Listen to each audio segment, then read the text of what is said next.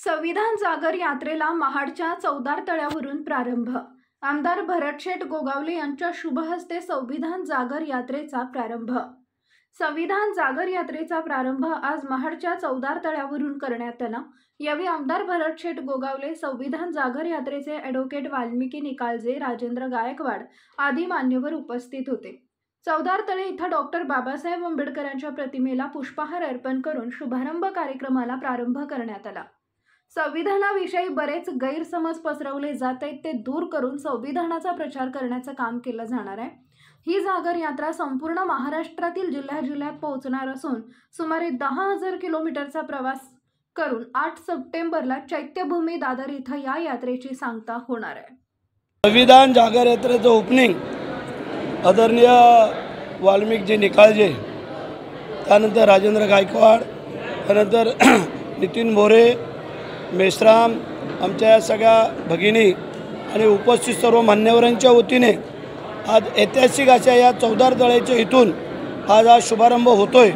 आज बाबासाहेब आंबेडकरांच्या पुतळ्याला पुष्पहार अर्पण करून आता आम्ही शिवाजी महाराजांच्या पुतळ्याला पुष्पहार अर्पण करणार आहोत आणि आता त्याची यात्रेचं जे वाहन आहे आमचं गाडी, तिचं आता पूजन करून आता ही यात्रा इथून आम्ही सुरुवात करणार आहोत। 1 महिन्याची यात्रा आहे आणि सांगता समारोप मुंबईला, चैत्यभूमीला, दादरला या ठिकाणी मुख्यमंत्री, दोन्ही उपमुख्यमंत्री आम्ही सगळे मंडी करणार आहोत, हे आज तुम्हाला सांगू इच्छितो।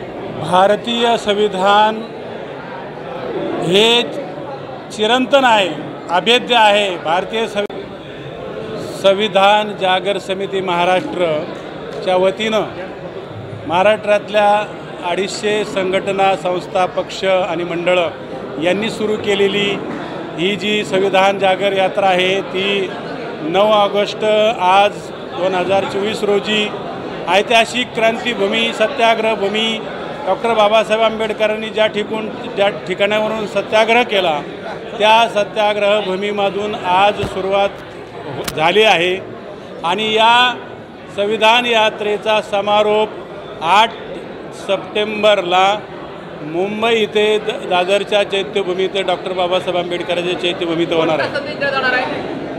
या संविधान जागर यात्रेतून हा संदेश आम्ही देत आहोत की संविधान बदलू शकत नाही, संविधान न बदलण्याची तरतूद संविधानातच आहे आणि जे खोटे प्रकारचे फसव्या अशा घोषणा करून हे फुले आंबेडकरी, शाहू, अण्णाभाऊ विचाराच्या लोकांना फसवायचा प्रयत्न करीत आहेत, त्यांचा या संविधान यात्रेतून आम्ही समाचार घेत आहोत आणि संविधान सर्वतोपरी आहे या देशामध्ये।